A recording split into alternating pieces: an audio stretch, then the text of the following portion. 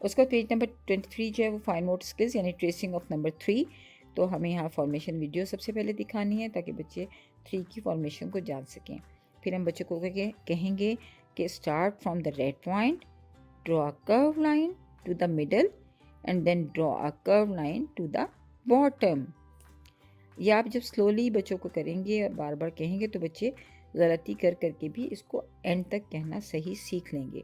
So again, start from the red point, draw a curve line to the middle and then draw a curve line to the bottom. इस तरह page number 23 को मुकम्मल करवाइए। तो इस पूरे week में हमने बच्चों को नंबर 3 की रिकग्निशन दी। नंबर 3 की बच्चों से चेक कीजिए कि बच्चे नंबर 3 को आइडेंटिफाई कर पा रहे हैं और नंबर 3 को लिखना सीख गए हैं। शुक्रिया। Start from the red point. Draw a curved line to the middle and then draw a curved line to the bottom.